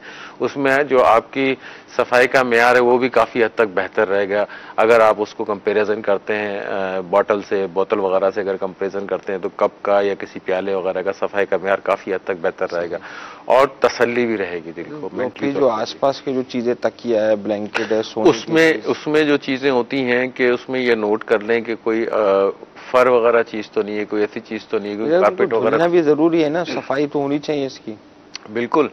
देखें, अब जो चादरें वगैरह होती हैं बच्चों की होती हैं वो तो डेफिनेटली आदमी को चेंज कर देंगे, छोटी सी चीज होती है। लेकिन अगर कोई ऐसी चीज, चादर बदल जाती, तकिया कभी नहीं बदलता। बिल्कुल इसी तरफ आ रहा था मैं। जैसे कोई ऐसी चीज होती है जिसमें आप तब्दील नहीं कर सकते, जिसमें फर डला हुआ होता है, कॉटन डली हुई होती है, कोई ऐसी चीज फॉर्म डला हुआ होता है, उसको कैसे आप तब्दील करेंगे? उसका आसान सा सोल्यूशन यही होता है, तब्दील करना पड़ेगा। 15 माह का पेशेंट, 15 माह का बच्चा, मैं हल की तरफ आ रहा हूँ ना। उसमें आसान सा हल ये है कि एक्सपोजर कर दें आप सनलाइट के साथ, यानी धूप के साथ एक्सपोजर कर दें। एटलीस्ट कम से कम इतनी उसको रोशनी देते हैं धूप की, जैसे रात को सो के उठे हैं तो आप धूप में रख दें उनके बिस्तर। सिंपल सा तरीका है। डॉक्टर साहब, ये जो पेशेंट हैं इनको अगर स्टीम दिलाई जाए, इनके लिए स्टीम लेना कैसा है? स्टीम अच्छा है, इनके लिए बहुत अच्छा है, लेकिन इनका सीना देखना पड़ेगा। अगर सीने में कंजेशन है और ब्रोंकोडायलेटर की जरूरत है, यानी कि अगर सांस की नालियों में जकड़न कहीं है तो वो स्टीम इतना इफेक्टिव नहीं रहेगी उसके लिए। तो इट्स बेटर कि सीना उसको चेक कर ले। सीना चेक करने के बाद अगर उसको ऐसी कोई जरूरत होती है ब्रोंकोडायलेटर की तो वो उसको शुरू करवाई जाए और उससे उसको बेहतर चेकअप हो जाए। वो डॉक्टर से चेकअप करवा के शुरू कर सकते हैं। अब जैसे ये बता रहे हैं रिपीटेडली इसको हो रहा है, अब जब रिपीटेडली हो रहा है तो उसको किस तरह क्योर करना है, वो छोटी सी एहतियातें करनी है आपने। बच्चे को एक तो एक्सपोजर नहीं करना है किसी खुली जगह के ऊपर, किसी ठंडी जगह के ऊपर, खिड़की के सामने, दरवाजे के सामने, पंखे के नीचे डायरेक्टली एक्सपोज नहीं करना है। बच्चे को अगर बाथ भी दिलाना है तो कोशिश करें कि जो भी खिड़की वगैरह या वॉशरूम के अंदर कोई वो छोटे छोटे खिड़कियां होती है, रोशनदान होते हैं, उसको आप क्लोज कर दें और एकदम बिल्कुल ही गर्म पानी से एकदम वॉश ना कराएं। बिल्कुल नॉर्मल पानी रखें, एक जो टॉलरेबल हो, मतलब ठंडा भी नहीं हो और इतना गर्म भी नहीं हो। और फौरन उसको एक्सपोजर अब ठंडे मौसम में ना लेके आए, क्योंकि आप अगर बाथरूम को क्लोज कर देते हैं तो बाथरूम का टेम्परेचर रूम के टेम्परेचर से कम फर्क हो जाता है, ज्यादा होगा, वो टेम्परेचर ज्यादा हो जाता है, बाहर का फिर कम। हाँ बिल्कुल, एकदम आप एकदम बाहर लेके निकलते हैं तो वो भी वो गर्म सर्द, बच्चों को भी सर्दी लग जाए, प्रॉब्लम हो सकती है। तो आप उसको कवर अप करके फिर आप लेकर आए। तो ये जब आप करके लेकर आएंगे तो ये एक स्टेप हो गया आपका केयरिंग का। दूसरा स्टेप होगा कि आपने उसकी हाइजीन रखनी है, उसकी सफाई सुथरा का ख्याल रखना है। बच्चों में अमूमन ये नहाने के बाद बाल खुशक भी तो नहीं किए जाते? बिल्कुल, मैं वही कह रहा हूँ ना कि उसको कवर अप करके आए अच्छी तरीके से। बाल गीले होते हैं फिर बाहर घूम रहे होते हैं तो नुकसान होता है ना, वो नुकसान होगा। ये तो पेशेंट इसी तरह बनते हैं। 15 माह के बच्चे के लिए तो लाजिम है तो बाहर घूम नहीं सकेगा, वो तो घर में ही होगा। अभी भी ये तो जिम्नन हो गया। हाँ, तो जो वो अगर ऐसे बच्चे जो नहा के फौरन बाहर निकलते हैं वो उनके लिए यकीनन वालिदैन को ख्याल करना चाहिए और क्योर करनी चाहिए उनकी। सर्दियों के मौसम में जो नहा रहे हैं, नहाने के बाद अगर तेल लगा लें तो क्या फायदा होगा? बॉडी में लगाना वैसे भी सुन्नत। बिल्कुल फायदा है, बिल्कुल फायदा है, क्यों नहीं फायदा। लेकिन ये है कि ड्राई कर लें, बाल को खुश कर लें, बालों को खुश कर लें, बॉडी पे तेल लगा सकते हैं, या नहाते वक्त जो है ना आपने जो पानी यूज कर रहे हैं बाल्टी के अंदर उसमें थोड़ा सा तेल मिला लें ताकि उसमें थोड़ी सी ऑयली पैदा हो जाए, तो आपकी स्किन जो है उसमें ड्राइनेस इतनी ज्यादा नहीं होगी, तो वो आपको उसमें फायदा होगा कि नहाने के बाद एकदम खुश्की नहीं आएगी। डॉक्टर साहब ये तेल भी बता दें, तेल कौन सा जो घर में अवेलेबल है? बिल्कुल बिल्कुल बिल्कुल नॉर्मल जो घर में अवेलेबल तेल होता है आप उसको इस्तेमाल कर सकते हैं, कोई खास वैरायटी की जरूरत नहीं है, कोई नॉर्मल तेल यूज कर सकते हैं। तो तीसरे कॉलर है, इनके उंगलियों में खारिश यानी पैर की उंगलियों में खारिश। पैर की उंगलियों में खारिश, देखें अब खारिश इनको उंगलियों में होती है या उनकी पोरों में होती है? ये बेसिकली पोरों में होती है डॉक्टर साहब। जो शूज ज्यादा, जिनका ज्यादा देर जूते पहनने का काम है, उनमें जैसे स्वेटिंग वगैरह पसीने आने के बाद इन्फेक्शन हो चुका होता है। जी वही उसी तरफ आ रहा था कि उनको फंगल इन्फेक्शन ना हो गई, क्योंकि अगर फंगल इन्फेक्शन हो गया उसका तो फिर उसकी ट्रीटमेंट टोटली डिफरेंट है। अगर खाली इचिंग है, खुश्की है, एलर्जी है, खारिश वगैरह हो रही है उसको, तो उसका ट्रीटमेंट बिल्कुल अलग हो जाएगा।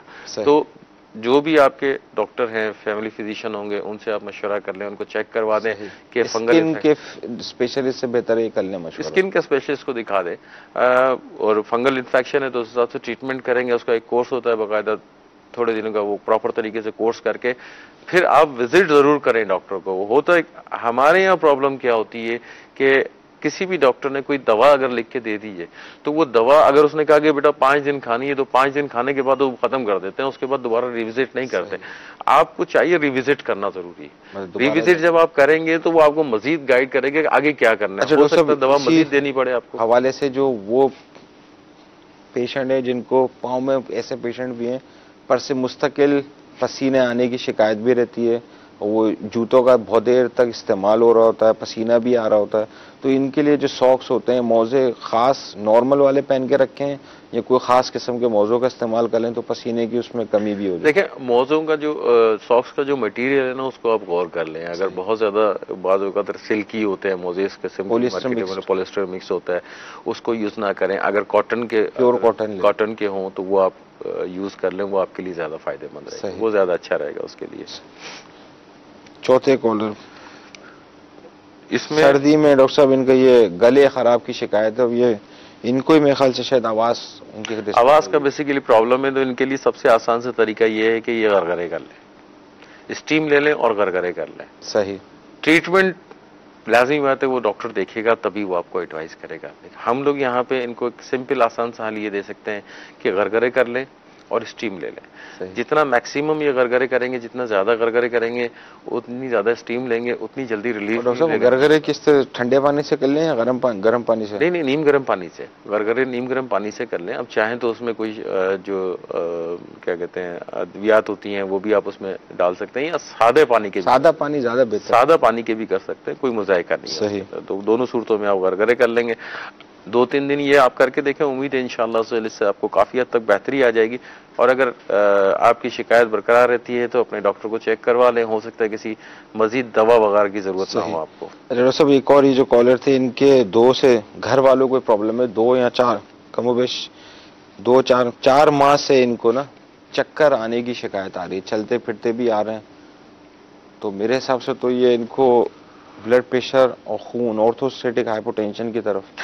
बिल्कुल, इनको अगर चक्कर आ रहे हैं, वो चक्कर आने की बहुत सारी वजूहत बनती है ना। अब वो पूरा वर्कअप करना पड़ेगा आपको, थारोली चेक करना पड़ेगा कि रीजन क्या होती है।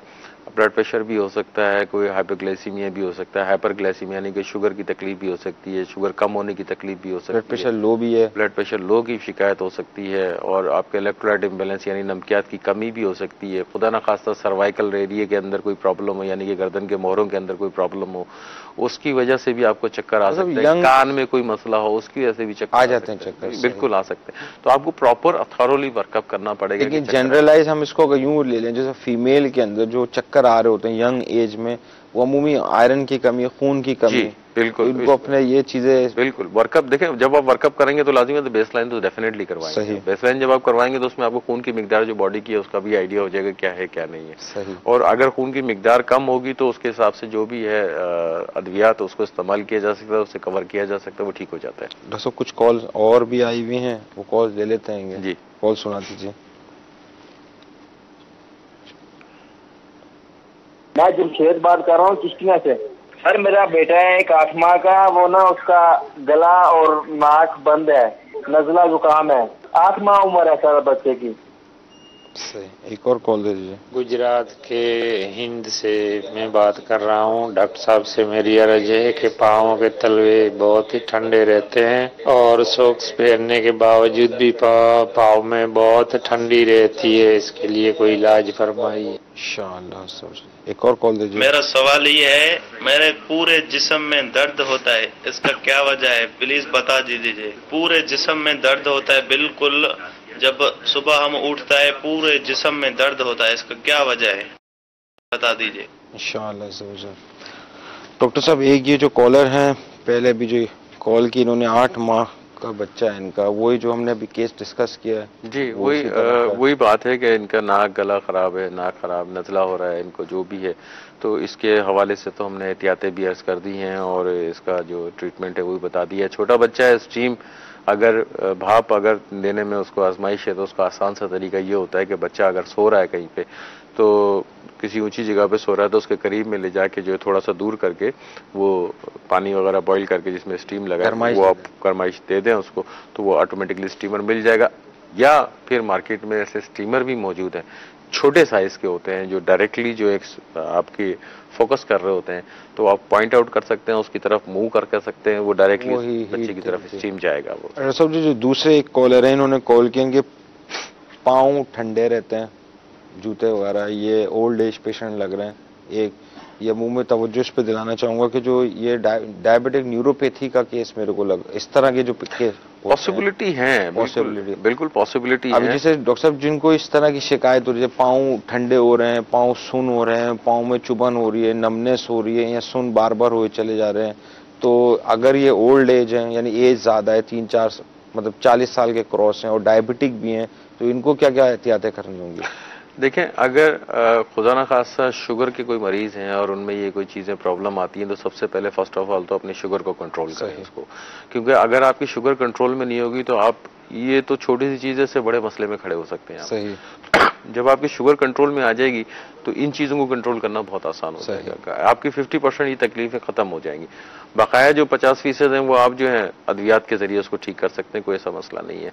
तो बेहतर ये है कि अपने जो भी डायबिटिक हैं, शुगर के मरीज हैं, अगर डायबिटिक हैं अगर तो इनको फिर ये, और ये जिनकी कॉल है इनके लिए जो मनी मशवरा होगा इनके लिए ये होगा कि अपनी एक तो ब्लड शुगर चेक करवा लें। सही। दूसरा जो है अपने बॉडी की नमकियात जो है उसको भी चेक करवा लें, और हार्मोनल कोई ऐसी प्रॉब्लम ना हो वो भी चेक करवा लें, ठीक है ना। वो 2-3 चीजें हैं, लेकिन वो चीजें जो है ना आप अपने जो भी डॉक्टर हैं उनसे मिलेंगे, वो आपको राइट डाउन करके देंगे, लिख के देंगे, तभी आप वो करवा पाएंगे और तभी आप इसके असल हल की तरफ जाएंगे। कंटिन्यूसली ठंडे रहना यकीनन सोचने वाली बात है कि लगातार ठंडे रहना, वाकई अगर ठंडे रहते हैं तो डॉक्टर साहब उनको पसीना ज्यादा आ रहा होगा, पसीने की वजह से उनको ये सिम्टम। पसीने का इन्होंने नहीं कहा कि पसीना, उन्होंने सिर्फ ठंड की बात की है। हाँ, तो उम्मन यही होता है ना, पसीने आ रहा होता तो उसकी वजह से पेशेंट की कंप्लेन ऐसी ठंड आ रही है। पॉसिबल है, बिल्कुल पॉसिबल है। न्यूरोपैथी वगैरह में इस तरह की फाइंडिंग बिल्कुल पॉसिबिलिटी है। तो ये तीसरे कॉलर हैं कि जिस्म में दर्द जनरलाइज है, पूरे जिस्म में दर्द है। अब पूरे जिस्म में दर्द होता है, एक उम्र बताई थी इन्होंने अपनी गाले में, उम्र नहीं बताई, इन्होंने बस दर्द बताया। अब पूरे जिस्म में इनके दर्द होता है तो उसमें मुख्तलिफ वजूहात बन सकती हैं इनकी। एक तो ये है कि कुछ विटामिन बी कम्प्लेक्स वगैरह की कमी बेशी होती है, जिसकी वजह से भी बॉडी में कैल्शियम की भी कमी होती है, विटामिन डी की कमी भी होती है। लेकिन मेल है तो इसमें चांसेस थोड़े कम है। डॉक्टर साहब मेल पेशेंट में भी विटामिन डी है? बिल्कुल है, लेकिन चांसेस थोड़े कम होते हैं उसमें, लेकिन रिलेटिवली बिल्कुल है। तो और ना वही बात है कि वर्कअप आपको करवाना पड़ेगा कि आप में किसी चीज की कमी बेशी तो नहीं है। अगर वो कमी बेशी होगी तो उसको आप पूरा करेंगे, ये सेटल हो जाएगा। डॉक्टर साहब एहतियाती तौर पे जैसे विटामिन डी और कैल्शियम अगर जो उनको तब अपनी बैलेंस रखनी है तो कौन सी देखिए आजकल ठंडी मौसम के अंदर तो 2-3 चीजें बड़ी अच्छी हैं। एक तो मछली बहुत अच्छी है आपके, सही, ठीक है, अंडे बहुत अच्छे हैं, आप वो यूज कर सकते हैं, दूध है आपका वो बहुत अच्छा है, और सबसे अच्छी चीज धूप, यानी कि आप धूप में जितना एक्सपोज करेंगे आपको प्रॉब्लम नहीं है। धूप का इस्तेमाल ज्यादा करें। धूप का इस्तेमाल ज्यादा करें। धूप का भी कोई वक्त है या किसी भी वक्त जाके किसी भी वक्त में आप धूप ले सकते हैं, कोई जितना धूप का जितना maximum exposure, vitamin D include हो जाएगा, विटामिन डी से कैल्शियम वगैरह ये डेफिशिएंसी वगैरह जो होंगी वो रिमूव हो जाएंगी। बिल्कुल, लेकिन इसमें एक चीज का ख्याल रखें कि धूप के एक्सपोजर में जाए तो लाइट कलर के कपड़े आपके पास होने। सही। डार्क कलर के कपड़े आप पहनेंगे तो आपको वो फायदा नहीं होगा उसमें। सही। अच्छा डॉक्टर साहब, ये अभी सर्दियों के हवाले से खाने पीने की हम लोगों को किस तरह की मजीद एहतियात है? अब एक आम कंसेप्ट है, जब सर्दियां शुरू हो जाती हैं तो ग़िज़ा की मिकदार भी बढ़ जाती है, जैसे पाए वगैरह का मिकदार बढ़ जाती है, ड्राई फ्रूट की क्वांटिटी बढ़ जाती है। तो जैसे पिछले सालों में करते हुए आए तो क्या इस साल भी वैसे खाते रहे, बॉडी वैसे ही रिस्पॉन्ड करेगी? देखिए बहुत कर रही थी, आसान सी चीजें हैं। अगर आप फ्रूट की तरफ आते हैं, सर्दियों की ग़िज़ा की तरफ आते हैं, तो छोटी छोटी चीजें हैं। मिसाल के तौर पे मूंगफली है, चने हैं, तिल या उसके लड्डू हैं, और उसके साथ उबले हुए अंडे हैं, चिकन सूप है, और उसके बाद गाजर का हलवा है, किन्नू है, आप खिला रहे हैं या रोक रहे हैं? नहीं, रोक नहीं रहा हूं मैं। ये आपके मौसमी फल हैं, मौसमी यानी कि मौसम के साथ मौसम के साथ चीजें हैं जो आप इसको यूज कर सकते हैं और अपनी बॉडी में। आपने गाजर का हलवा बोला है अभी। हाँ, तो ये क्या खाना है? गाजर का हलवा जो होता है वो थोड़ा सा वो होता है अपना सर्दी का जो एक सौगात जिसको कहते हैं। गाजर का हलवा बड़ी थिक क्वांटिटी में होता है अवेलेबल। घर की बात है, घर में बनाएंगे अपने हिसाब से। देखें, जो भी बात करेंगे हम घर की बात करेंगे, मार्केट की तो बात नहीं। अगर कोई बाहर वाला गाजर का हलवा समझ जाए तो उसकी तो अब क्या गारंटी लेंगे? तो बाहर का गाजर का हलवा हमने खाना ही नहीं है ना।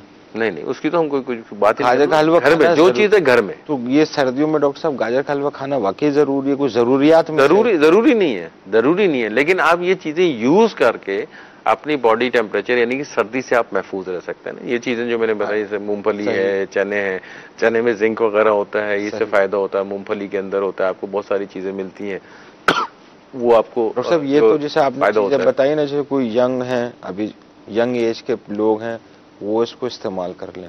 अब जैसे कोई 30 साल से जायद हैं या 35 प्लस के हैं, इनका तो कंसेप्ट बना हुआ आ रहा होता है। अब जैसे सर्दी की आमद जब भी शुरू होती है, पाए वगैरह इस तरह के जो खाने पीने हैं वो चीजें बढ़ जाती हैं, तो ये इनको वैसे ही कंटिन्यू रखना चाहिए या इनको कंट्रोल कर लेना चाहिए? देखें, जो आपने बात की है पाए वगैरह की हवाले से, तो वो इतना फ्रिक्वेंटली यूज होने वाली चीज है नहीं। कभी कभी ये यूज करते हैं और सर्दियों में जरा शौक से खा लेते हैं, तो थोड़ा सा गर्म आइटम होता है इसलिए शौक से खा लेते हैं लोग।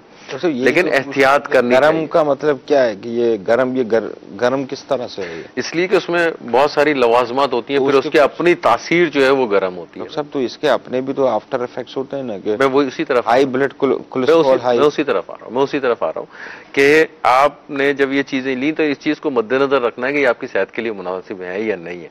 पता चला जी कि जिसका कोलेस्ट्रॉल बढ़ा हुआ है वो ये खा रहा हो, उसके लिए नुकसानदेह है। जिसका ब्लड प्रेशर है या खुदा न खासा कार्डियक पेशेंट है, उसके लिए नुकसानदेह है, उसके लिए डेफिनेटली नुकसानदेह। हर किसी के लिए नहीं है ये, सही, ये हर किसी के लिए नहीं है। लेकिन ये सर्दी की आप कहते हैं मरगूब ग़िज़ा जिसको कह सकते हैं, बेसिकली वो है। वो एक था जमाना खाने का था, खा लिया। अब हर वक्त हर दफा तो नहीं ना ये चले। नहीं, इतना यूज कहाँ होता है। अब इतना तो नहीं होता कि घर में अगर सर्दियों का सीजन हमारे यहाँ अगर 2 महीने रहता है तो मेरे ख्याल में शायद ही 1 आध दफा बनता होगा, अगर किसी के घर में बनता होगा तो। लेकिन जो मरीज हैं वो एहतियात। सूप की मिकदार क्वांटिटी भी सर्दियों के अंदर लोग इस्तेमाल करना शुरू कर देते हैं। बाहर का बाजार का भी सूप इस्तेमाल हो रहा होता है, और इसके सूप वगैरह का इस्तेमाल कुछ ज्यादा ही कभी हो जाता है। इसमें ब्लड प्रेशर वगैरह वेरी होने का, डिस्टर्ब होने का चांस होता है। देखें, बात वही है ना कि जब आप इस किस्म की कोई भी ग़िज़ा इस्तेमाल करते हैं, घर में अगर सूप बन जाए तो वो पी लें। मैं वही अर्ज कर रहा हूँ, अगर खुदा न खास्ता आप किसी मर्ज में मुब्तला हैं और ये चीजें आपके लिए नुकसानदेह तो बेहतर है ना इस्तेमाल करें। सही। देखें, अगर ब्लड प्रेशर का मरीज है उसके लिए भी सूप प्रॉब्लम करेगा। सही। उसमें नमक भी मिला हुआ होगा, उसमें बहुत सारी चीजें। बाहर का बाजार का जो होगा वो तो डेफिनेटली डिस्टर्ब करेगा। तो एहतियात कर लेनी चाहिए उसको, और अपने भी मालिक से मशवरा कर लेना चाहिए कि भाई मैं ये चीज यूज कर सकता हूँ, नहीं कर सकता हूँ, मेरी कंडीशन इस चीज की इजाजत देती है नहीं देती। तो एक पैटर्न हैबिट बनी हुई होती है ना कि शुरू से एक चला आ रहा है खाने पीने का निजाम, तो वो एज के साथ अपने खाने पीने के निजाम को अपने डॉक्टर से मशवरा करके रीचेक करा लेना चाहिए। बिल्कुल आपको चेक करा लेना चाहिए, इसमें कोई हर्ज नहीं है। और मेरे ख्याल में इसमें आपको बेहतर गाइडलाइन दे देंगे, जो भी आपके मौलिज होंगे वो आपको बेहतर गाइडलाइन इसमें दे देंगे। इसी तरह देखें, अब सब्जियां भी अगर आती हैं तो सब्जियां भी जो हैं सर्दियों में बड़ी अच्छी अच्छी सब्जियां आती हैं। मेथी आ जाती है, पालक आ जाता है, और उसके अलावा जो है मकई आ जाता है, उसके आटा, मकई का आटा हो जाता है। वो मकई की अपनी एक मुख्तलिफ किस्म की डिशें बन रही होती हैं। सही। तो ये मतलब इतनी सारी चीजें हैं इस सीजन के अंदर जिसको आप प्रॉपर तरीके से यूज करेंगे तो आपकी एक 2-3 फायदे ही आपको। एक तो ये है कि आपको जो डिफेंस मैकेनिज्म है, आपका मुदाफती निज़ाम जो है वो बड़ा स्ट्रांग होता है, क्योंकि इन सारी चीज़ों के अंदर तमाम चीज़ें मौजूद होती हैं। मतलब यही तो चीज़ें आप बोल रहे हैं कि इन चीज़ों के फायदे होते हैं, चीज़ें खानी भी चाहिए। अभी किसको खानी चाहिए इसका फैसला कौन करेगा? देखें, इसका फैसला तो लाजमी बात है, अगर खुदा ना खासा मरीज है, अल्लाह ना करे मरीज है, तो फिर वो तो मशवरे से ही खाएगा ना। सही, ठीक है ना। ये तो हम एक जनरली बात कर रहे हैं कि ये हमारी सर्दियों में एक तरह की ये सब सौगात है, ये सर्दियों में ही आती है, तो आप इसको यूज कर सकते हैं। अगर फर्ज करें कोई ब्लड प्रेशर का मरीज है, वो इंजीर है, अखरोट है, ये इसी सीजन में आते हैं। मेरे देखे हुए हैं पेशेंट इस तरह के, तो इसी सीजन में खाते हैं, उनके कोलेस्ट्रॉल भी डिस्टर्ब है लेकिन फिर भी खा रहे होते हैं, इस्तेमाल कर रहे होते हैं। बिलखुसूस ये ड्राई फ्रूट टाइप की जो चीजें हैं। देखें, अगर आप उस पे जाते हैं कि ड्राई फ्रूट इस सीजन के अंदर जो कोलेस्ट्रॉल वाले काम का इस्तेमाल कर रहे होते हैं, तो एक बड़ी इंटरेस्टिंग स्टडी सामने आई है कि ड्राई फ्रूट जो है ना, आपके जो अच्छा कोलेस्ट्रॉल होता है ना, उस पर बड़ा इफेक्ट। मतलब ये वो कोलेस्ट्रॉल जो होता है वो होता तो अच्छा आएगा। तो सिर्फ वो ड्राई फ्रूट के अंदर जितना आप खा रहे होते हैं तो वो मिकदार कम होती है, लेकिन जो ज्यादातर कोलेस्ट्रॉल होता है वो दीगर जो बेहतियाती हो रही थी उसकी वजह से हाई, उसको कंट्रोल करना चाहिए। हाँ, ये मैं आपको उसको कंट्रोल करना चाहिए, ना कि ड्राई फ्रूट वगैरह का जो हो जाता है। इसका यूरिक एसिड के अंदर इसका बहुत रोल है। हाँ, यूरिक एसिड वगैरह जिसकी एक चीज जब डिस्टर्ब होना शुरू होती है तो फिर आहिस्ता आहिस्ता इसको मॉनिटरिंग में रख लेना चाहिए। नहीं, देखें, बात वही है ना, जिसको अगर खुदा ना खास्ता कोई मरीज है, अल्लाह ना करे कोई मरीज है, किसी को सांस की तकलीफ है, तो उसको तो लाजमी बात है आप किसी चीज को खाने के लिए जो चीज उसको नुकसान दे वो तो आप मना करेंगे ही करेंगे। सही। लेकिन बकाया घर वालों के लिए तो नहीं मना कर सकते ना। बकाया घर वाले तो उसको यूज कर सकते हैं क्योंकि उनको इससे आजमाइश नहीं है, उसको कोई प्रॉब्लम नहीं है। अगर किसी को कोई प्रॉब्लम है, कोई हाइपरटेंसिव पेशेंट है, ब्लड प्रेशर का मरीज है या शुगर का मरीज है, तो जो भी सर्दी में जो हमारी ग़िज़ाएं मौजूद हैं, इस्तेमाल करने से पहले अपने मालिक से सब इसमें कोई मिकदार भी है, कोई कम मिकदार में इस्तेमाल भी कर सकते हैं, जरूरी कि ज्यादा मिकदार में ही करे जाए। नहीं, एक मुनासिब जो मिकदार मुनासिब जो होती है वो आप यूज करें ना, बहुत ज्यादा इस्तेमाल करें। बहुत ज्यादा तो वैसे भी कोई चीज नहीं इस्तेमाल करनी चाहिए। खाने वाले तो वो ड्राई फ्रूट खा रहे होते हैं, ज्यादा खा रहे होते हैं, तो वो एक मिसाल है ना कि चने की तरह खा रहे होते हैं, खा रहे होते हैं। वो सही कह रहे हैं आप, बिल्कुल ऐसे कई मिसालें सामने गुजरती हैं कि अगर उनके सामने कोई ड्राई फ्रूट अच्छी क्वांटिटी में रख दें तो थोड़ी देर के बाद शायद आपको इतनी क्वांटिटी में नजर नहीं आएगा, वो फौरन चने की तरह खाना शुरू कर देते हैं। एहतियात करनी चाहिए जो भी चीज आपका। डॉक्टर साहब, कुछ कॉल्स हैं वो ले लेते हैं जी। कॉल सुना दीजिए। मेरा ये सवाल है कि मेरी वादा मोहतरमा के घुटनों में दर्द है और इसके बारे में हम मदनी क्लिनिक वालों से एक सवाल करना चाहते हैं कि इसका इलाज बता दें। इंशाअल्लाह। एक और कॉल दे दीजिए। अस्सलाम वालेकुम रहमतुल्लाहि व बरकातुहू। वालेकुम अस्सलाम व रहमतुल्लाहि व बरकातुहू। सारी वाक़या सिलसिला मदनी क्लिनिक में डॉक्टर साहब से अर्ज है कि मेरे घर वालों की दाएं घुटने में अक्सर दर्द रहता है, इस हवाले से अगर कोई इलाज इरशाद फरमा दें। इंशाअल्लाह। डॉक्टर साहब, ये दो कॉलर्स हैं और दोनों को ही कमोबेश घुटने की प्रॉब्लम है, एक को लेफ्ट साइड में और एज नहीं बताइए। इसको जनरल घुटना यानी घुटने की जो जनरल है उस पर ले लेते हैं डिस्कशन में। देखें, अब जो और एक होता कंसेप्ट ये भी है कि कुछ पुराने, जो आपको भी तजुर्बा होगा कि जिनको पुराने कभी जख्म लगे होते हैं सर्दियों के अंदर वो रीपेन कर रहे होते हैं, दोबारा तकलीफ दे रहे होते हैं। जी देखिए, इसमें यही है कि अगर आपकी एज और वेट, वजन दोनों आपकी ज़्यादा हैं तो ये बेसिकली आपकी तब्दीली आती है हड्डियों में कुदरती तौर पे, जिसकी वजह से आपको ये प्रॉब्लम होता है। अगर आपका वजन ज़्यादा है तो आपकी जॉइंट के ऊपर जो है उसका लोड पड़ता है, जिसकी वजह से उसको काम ज़्यादा करना पड़ रहा होता है, जिसकी वजह से आपको प्रॉब्लम होने लग जाती है। तो इस चीज़ का ज़रूर ख्याल रखें, अगर वजन ज़्यादा है तो वजन को कंट्रोल करें। अगर उसके अंदर कोई और प्रॉब्लम नहीं है तो जो भी है अपने मॉलिज को दिखा के कि उसमें कहीं आर्थराइटिस चेंजेस तो नहीं आ रही हैं, अगर उसमें हड्डी की तरफ से कोई तब्दीली रूनुमा हो रही है तो उसकी कोई इनिशियल स्टेज, इब्तदाई स्टेज के ऊपर कोई होगी तो वो जल्दी कवर हो सकती है और उसको मजीद फैलने से रोका जा सकता है। लेकिन अगर एज स्टेज गुजर जाती है, आगे की तरफ चले जाती है, तो फिर उसको कवर करना मुश्किल हो जाता है।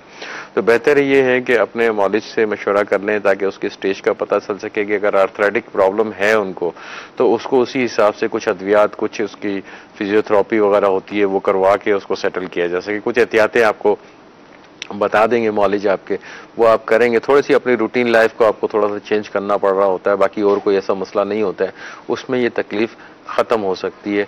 दोनों को मेरे ख्याल में ये एडवाइस, दोनों कॉल्स कवर हो जाएंगी इसमें। सब ये जो आर्थराइटिस वगैरह इनको अपने कैल्शियम, विटामिन डी लेवल्स वगैरह अपने चेक करवा लें। बिल्कुल करवा लेना चाहिए, कोई मुजायका नहीं है इसमें। देखें अपने वजन का, जैसे आपने बताया कि जो वजन का बहुत बड़ा फैक्टर है, वजन की वजह से भी ये ऑस्टियोआर्थराइटिस की तरफ, रूमेटॉइड आर्थराइटिस, इसकी तरफ भी पेशी बहुत ज्यादा कॉमन होता चले जा रहा है। तो वजन की वजह से ये हो रहा होता है या कुछ और रीजन भी हो रहे होते हैं? वजन एक रीजन हो सकती है, एक रीजन हो सकती है ना। अगर आपका वजन ज्यादा है तो ये एग्रीवेट कर देगा, उसको बढ़ा देगा। मतलब अगर फर्ज करें कोई चीज 40 साल में आपको प्रॉब्लम करती है तो आपको हो सकता है वजन ज्यादा होने की वजह से आपको 25 साल में या 30 साल में वो प्रॉब्लम करना शुरू कर दे। तो इसमें एहतियात करनी चाहिए, वेट को कंट्रोल करके रखना चाहिए, वजन आपका ज्यादा नहीं होना चाहिए। जितना ज्यादा वजन होगा उतनी ही ज्यादा मसाइल आपके लिए खड़े होंगे। सही। उतनी वो चाहे जॉइंट्स के नहीं, वैसे ही दूसरे मसाइल भी खड़े हो जाएंगे, सर्कुलेशन के मसाइल खड़े हो जाएंगे, ब्लड प्रेशर के मसाइल खड़े हो सकते हैं, खुदा न खास से कोलेस्ट्रॉल के मसाइल हैं, कार्डिक के मसाइल हैं। मतलब वजन ज्यादा होने की वजह से तो बेइंतहा मसाइल। डॉक्टर साहब, जो पेशेंट है जिनको घुटनों की जिसको कंप्लेन है, अभी दीगर और मुमकिन है मदनी चैनल के ऊपर और भी कॉलर्स हों जिनको घुटने की में प्रॉब्लम हो, इस तरह के पेशेंट मौजूद हैं, इनके अवेयरनेस के लिए, जैसे लेट्स सपोज कि वो डायग्नोस्ड हो चुके हैं, रूमेटॉइड आर्थराइटिस हैं या ऑस्टियोआर्थराइटिस के पेशेंट है, डायग्नोस्ड हैं, अब इनको ट्रीटमेंट भी चल रहा होता है, लेकिन वो ट्रीटमेंट आपको पता है अक्सर सपोर्टिव ट्रीटमेंट हो रहा होता है जिसमें इनकी पेन वगैरह एलिवेट किसी हद तक खत्म हो रही होती है। लेकिन लॉन्ग टर्म में जैसे सारे पेशेंट्स वगैरह के लिए फायदेमंद क्या चीज है कि फिजियोथेरेपी रखें, घुटनों को एहतियात रखें या वजन को मॉनिटर रखें? देखें जो ये उन पेशेंट के लिए जो डायग्नोस्ड हैं, देखें जो डायग्नोस्ड केस हैं, जो जिनकी तशखीस हो चुकी है कि इनको आर्थराइटिक चेंजेस हैं, अब वो कौन से स्टेज पे हैं, सही, ये इंपॉर्टेंट चीज है। अगर इनिशियल स्टेज के ऊपर है, एडवांस स्टेज पे नहीं है, तो वो इजीली फिजियोथेरेपी से आप कवर कर सकते हैं। कोई सब इसमें एक आम कंसेप्ट ये भी हो रहा होता है, पेशेंट बड़े मिसगाइड भी हो रहे होते हैं कि डिफरेंट डॉक्टर्स भी स्विच हो रहे होते हैं, डिफरेंट डॉक्टर को भी चेक करवाया जा रहा होता है। हर डॉक्टर की हर एक की अपनी ओपिनियन हो रही होती है, किसी वक्त क्या चेंजेस नजर आ रहे होते हैं, अमूमन इसका डिटेल एक बार वर्कअप हो रहा होता है। तो किसी ने बता दिया कि ये फला डॉक्टर से मैंने इंजेक्शन लगवाया था तो घुटने मेरे फायदे कर गए, एक कोई डॉक्टर का पता लगा है कि वो टांग को कुछ एक्सरसाइज वगैरह करा के आपका दर्द खत्म कर देते। क्या जिनको घुटनों का मुस्तकिल प्रॉब्लम है, ऑस्टियोआर्थराइटिक चेंजेस हो चुके हैं, रूमेटिक आर्थराइटिक चेंजेस हो चुके हैं, क्या इन चीजों से ये रिकवर हो सकते हैं, ठीक हो सकते हैं? ये कंसेप्ट है, इसको हम कुछ अरसे के लिए वक्ती तौर कुछ अरसे के लिए उसको कवर किया जा सकता है। मिसाल के तौर पे जैसे आपने इंजेक्शन का तस्करा किया, अब इंजेक्शन डॉक्टर साहब ट्रीटमेंट नहीं है, ट्रीटमेंट नहीं, सही, वो ट्रीटमेंट नहीं है, वो आपकी जो तकलीफ है उसको कम करने का एक जरिया है। तो वो कुछ अरसे के लिए चल सकता है, वो महीना भी चल सकता है, वो 6 महीने भी चल सकता है, बाज कंडीशन में साल भर भी निकल जाते हैं, डिपेंड करता है। तो ये वक्ती तौर पर होता है। मेन जो चीज है मेरी अपनी नजर में वो होती है, इंपॉर्टेंट जो होती है वो आपकी फिजियोथेरेपी और आपकी जो रोजाना की लाइफ स्टाइल होता है ना, उसमें थोड़ी सी तब्दीली लेकर आनी होती है। जब आप ये थोड़ी सी तब्दीली लाइफ स्टाइल में अपनी यानी कि रोजमर्रा कामकाज में थोड़ी सी तब्दीली लेकर आएंगे, और तो ये आपकी तकलीफ को यकीनन खत्म तो करना नहीं, लेकिन हम उसको बढ़ने से रोक सकते हैं इंशाअल्लाह। ठीक है, आप उसको मजीद नहीं बढ़ने देंगे। वजन को कंट्रोल रखें, फिजियोथेरेपी करवाएं। फिजियोथेरेपी बहुत आसान होती है, बहुत आसान फिजियोथेरेपी होती है। कुछ अरसे फिजियोथेरेपिस्ट के पास जाएं, 2-4 दिन, 5 दिन, हफ्ता 10 दिन जाएंगे, जब आप सीख जाएंगे तो आपने वो नाफिज कर लेनी है अपने ऊपर। सही, ये नहीं कि आपने वहां से करवा के आगे तो आप खत्म होगी कहानी, ऐसे नहीं है, आपने उसको नाफिज कर लेना है। डॉक्टर साहब, इसमें हम इंशाल्लाह एक तरगीब भी दे देते हैं, नमाज के पाबंदी जो लोग रखते हैं और जो इंशाअल्लाह ज़वल नमाज की पाबंदी रखेंगे, उनमें ये आर्थराइटिस की जो प्रॉब्लम है, घुटनों की जो प्रॉब्लम है, किसी हद तक इम्प्रूवमेंट के चांसेस होते हैं, क्योंकि नमाज की जितनी भी पोजीशन है इट्सेल्फ वो फिजियोथेरेपी की एक रिफॉर्म है। बिल्कुल सही कहा आपने। और इस सिलसिले में तो हमने जो अपना नमाज के ऊपर सिलसिला भी किया था और उसमें हमने काफ़ी डिटेल में इसके ऊपर हमने डिस्कस भी किया था और उस पर कमात जो भी फ़वाइद हैं उस पर हमने बात भी की थी। तो मदनी चैनल के नाज़रीन, आज हमने सर्दी के हवाले से कुछ डिस्कशन की है और इसमें बहुत सारी चीज़ें हमने सामने डिस्कस की हैं। कुछ सवालात भी आए थे जिसके हम जहाँ तक मुमकिन हो सका जवाब दे सके। अगले सिलसिले के लिए हमें इजाज़त दीजिए। सल्लु अलल हबीब सल्लल्लाहु तआला अला मुहम्मद सल्लल्लाहु अलैहि वसल्लम। रसूले पाक की दुखियारी उम्मत